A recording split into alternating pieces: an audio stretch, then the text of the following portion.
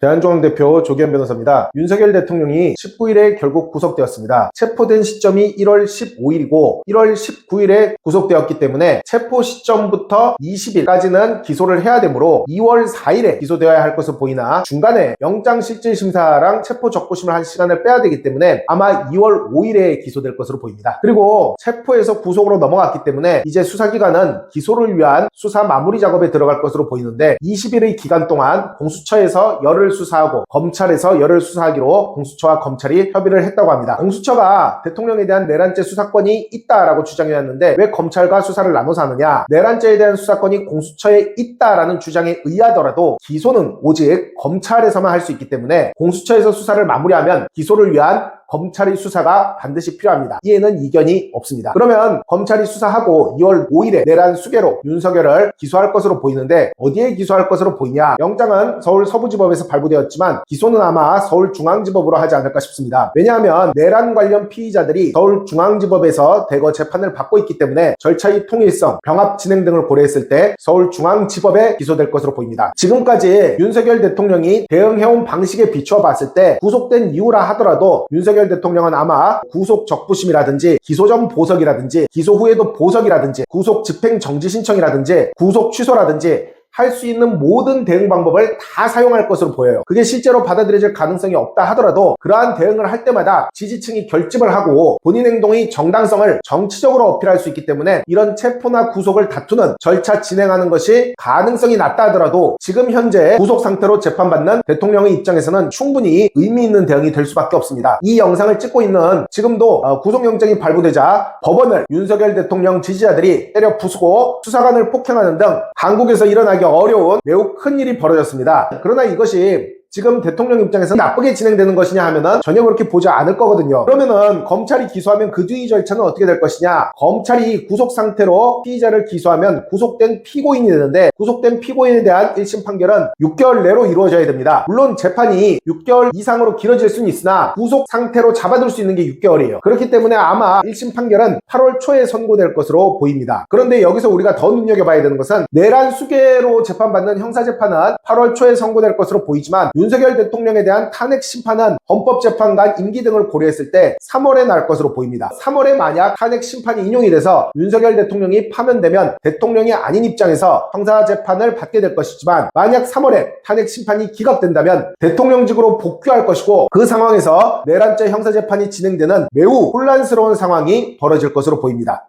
헌법재판소와 법원이 어떤 판단을 하는지 지켜볼 필요가 있습니다. 대한변협 등록 공식 헌법재판 전문 변호사 조기현이었습니다.